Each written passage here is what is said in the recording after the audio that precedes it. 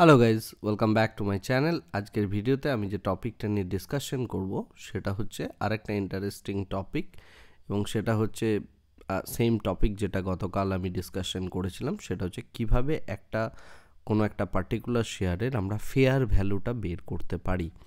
গতকাল আমরা দুটো প্রসেস দেখেছিলাম। একটা হচ্ছে ইন্ট্রিনসিক ভ্যালু ক্যালকুলেট করার জন্য আমরা কিভাবে ইপিএসকে ইউজ করে করছি, এবং তার সাথে আপনি চাইলে বন্ডের যে ইল্ড আছে সেটাকে ধরেও ক্যালকুলেট করতে পারেন, এবং তার সাথে ফাইন্যান্সিয়ালস যেটা আছে অর্থাৎ যে ইপিএস এবং পিই রেশিওর ওপর বেসড করেও একটা ক্যালকুলেশন আমরা করেছিলাম।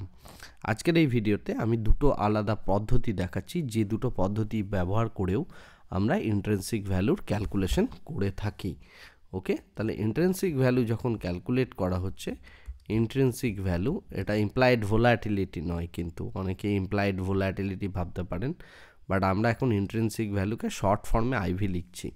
তো ইন্ট্রিনসিক ভ্যালুকে যদি আপনি আজকে যে দুটো পদ্ধতি শিখবো, একটা হচ্ছে ক্যাশ ফ্লো দেখে, কোনো একটা কোম্পানির ক্যাশ ফ্লো দেখে তার ইন্ট্রিনসিক ভ্যালুর ক্যালকুলেশন, এবং তার সাথে তার অ্যাসেট এবং লায়াবিলিটিস দেখে আমরা সেই কোম্পানিটার ইন্ট্রিনসিক ভ্যালুর ক্যালকুলেশন করি। ওকে, তো প্রথমেই আমি যে কথাটা বলতে চাই সেটা হচ্ছে ক্যাশ ফ্লো জিনিসটা কি সেটা সম্পর্কে একটু বলে দিই।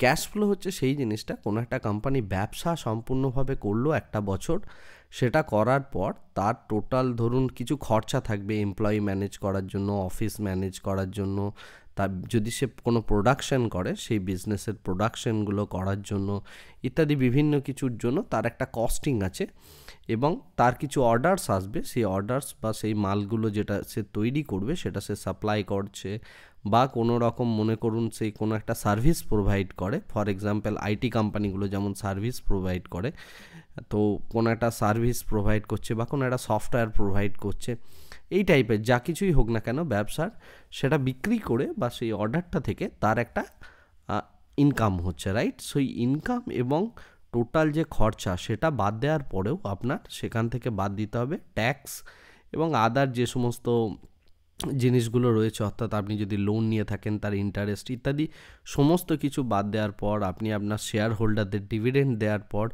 সমস্ত কিছু ফাইন্যান্সিয়াল অ্যাক্টিভিটি কমপ্লিট হয়ে যাওয়ার পর ওই পার্টিকুলার কোম্পানিটার ক্ষেত্রে যে ক্যাশটা বাঁচে সেটাকে আমরা বলি ক্যাশ ফ্লো, অর্থাৎ কতটা ক্যাশ ফ্লো হয়ে আসছে। ক্যাশ ফ্লোর দুটো পার্ট হয়, কোনো কোম্পানির ক্ষেত্রে এটা পজিটিভ হতে পারে, কোনো কোম্পানির ক্ষেত্রে নেগেটিভ হতে পারে। যেগুলো নেগেটিভ হয় সেই সমস্ত কোম্পানিগুলো মূলত হচ্ছে লস মেকিং কোম্পানি। যে কোম্পানিগুলোর পজিটিভ ক্যাশ ফ্লো হয় তার মানে হচ্ছে সেই সমস্ত কোম্পানিগুলোতে কিন্তু ইনকাম হচ্ছে বা তার প্রফিটস হচ্ছে। সুতরাং আমরা সেই সমস্ত কোম্পানিতে ভ্যালু ইনভেস্টিং করব যার মধ্যে একটা পজিটিভ ক্যাশ ফ্লো আমরা দেখতে পাবো।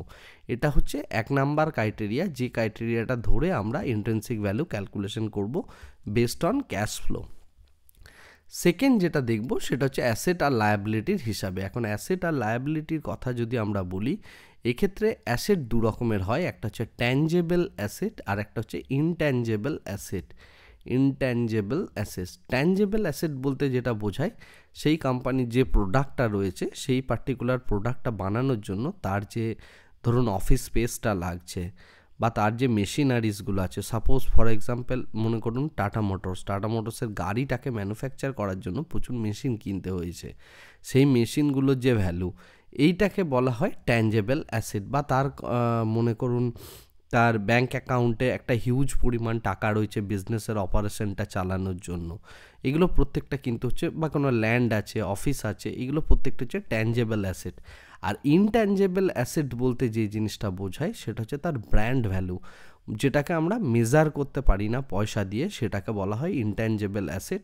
বাট ইনট্যাঞ্জেবল অ্যাসেটেরও কিন্তু আমরা মেজারমেন্ট করা হয়ে থাকে বিভিন্ন ক্ষেত্রে, এবং এটা মূলত করা হয় ফিলিংস দিয়ে, অর্থাৎ আপনি কীরকম ফিল করছেন সেইটা ধরে আমরা কিছুটা ইনট্যাঞ্জেবল অ্যাসেট ক্যালকুলেশন করি, এবং তার ফিউচার প্রসপেক্টটা দেখে আমরা ইনট্যাঞ্জেবল অ্যাসেটের ক্যালকুলেশন করি। সাপোজ মনে করুন কোনো একটা নতুন কোম্পানি রয়েছে যে একটা ব্র্যান্ড লঞ্চ করছে, তার জন্য সে কোনো একজন সেলিব্রিটিকে ধরে তার উপর একটা প্রোডাক্ট চাপাচ্ছে এবং সেই প্রোডাক্টটাকে তাকে ব্র্যান্ড অ্যাম্বাসেডর বানিয়ে বা তার বিভিন্ন মার্কেটিং স্ট্র্যাটেজি করে সেই জিনিসটাকে মার্কেটে আনছে এবং সেটা মানে যারা কাস্টমার তাদের মনে কিন্তু একটা দাগ কেটে যাচ্ছে প্রোডাক্টটা, রাইট? তো সেই রকম কোনো কিছু হলে সেই ব্র্যান্ড ভ্যালুটাকে বলা হয় কিন্তু ইনট্যাঞ্জেবল অ্যাসেট। ওকে, তো এই অ্যাসেট এবং লায়াবিলিটির ওপর বেস করেও কী করে ইন্ট্রিনসিক ভ্যালু ক্যালকুলেশন হয় সেটাও আমরা দেখাবো। ওকে, তো প্রথম হচ্ছে ক্যাশ ফ্লো। ক্যাশ ফ্লো দেখে আমরা কি করে বুঝবো? ওকে, তাহলে intrinsic value equals to cash flow যে ফর্মুলাটা আছে সেটা হচ্ছে cash flow year 1 divided by 1 plus R into 1। Okay, অর্থাৎ প্রথম বছরে যে ক্যাশ ফ্লোটা হলো সেটাকে আমি ভাগ করছি 1 প্লাস আর দিয়ে। এক্ষেত্রে আর হচ্ছে rate of growth, sorry rate of return বা প্রফিট। এটা কিন্তু প্যাড বোঝাচ্ছে, প্রফিট আফটার ট্যাক্স, অর্থাৎ ট্যাক্স সমস্ত কিছু দেওয়ার পর আপনার কাছে যে রেটটা রয়েছে অর্থাৎ পার্সেন্টেজ টার্মে সেই রেটটা দিয়ে যদি আমি নেট ক্যাশ ফ্লোকে ভাগ করি ইন্টু 1 করি তাহলে সেটা হচ্ছে তার ইন্ট্রিনসিক ভ্যালু। সেকেন্ড ইয়ারের ক্ষেত্রে এটার সাথে যোগ হবে cash flow 2 divided by 1 plus R into 2। Third year CF3 divided by 1 plus R into 3। এইভাবে কিন্তু ক্যাশ ফ্লো তার বাড়তে যেরকম থাকবে সেই অনুযায়ী আমার কিন্তু ইন্ট্রিনসিক ভ্যালু বাড়তে থাকবে। ওকে, তো এই ফর্মুলাটার ওপর মূলত বেস করে আমরা ইন্ট্রিনসিক ভ্যালু ক্যালকুলেট করি বেসড অন ক্যাশ ফ্লো। আশা করি এই ফর্মুলাটা বোঝা গিয়েছে। ওকে, সেকেন্ড যেটা দেখব আমরা সেটা হচ্ছে ভ্যালুয়েশন। যখন আমরা মেজার করছি আমরা based on asset and liabilities.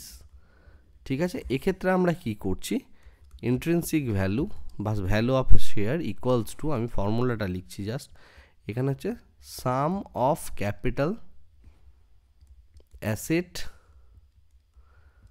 For both intrinsic and tangible and intangible, এই দুটোকে আমি যোগ করছি মাইনাস লায়াবিলিটিস বলতে এক্ষেত্রে বোঝাচ্ছে আমার কোনো লোন থাকলে আমার যে খরচা ইত্যাদি সমস্ত কিছু হচ্ছে আমার liabilities, divided by number of share. Okay, book ভ্যালুর সাথে এর একটু ডিফারেন্স আছে, কারণ বুক ভ্যালুর ক্ষেত্রে আমরা কিন্তু শুধুমাত্র এই যে নেট এটা রয়েছে কোনো একটা কোম্পানি যে মেশিনারি আছে সেটার ওপর বেস করে থাকি। এক্ষেত্রে আমি ইনট্যাঞ্জেবল অ্যাসেটও ক্যালকুলেশনে নিয়ে আসবো মাইনাস লায়াবিলিটিস। এই পুরো জিনিসটা করে আমরা কিন্তু ইন্ট্রিনসিক ভ্যালুর ক্যালকুলেশন করে থাকি। ওকে, তো দুটো পদ্ধতি আজকে শিখলাম, একটা হচ্ছে ক্যাশ ফ্লো ওয়াইজ, সেকেন্ড হচ্ছে অ্যাসেট বেসড আমরা কিভাবে করতে পারি। ওকে, আমরা নেক্সট দিন আবার দুটো আলাদা পদ্ধতি শিখব, যে পদ্ধতি থেকে আমরা জানার চেষ্টা করব যে ইন্ট্রিনসিক ভ্যালুকে আরও কীভাবে ক্যালকুলেশন করা যায়। আরও দুটো পদ্ধতি আমি নেক্সট দিন শেখাবো। আজকের ভিডিওটা এখানেই শেষ করছি। Thank you very much, bye bye, tata.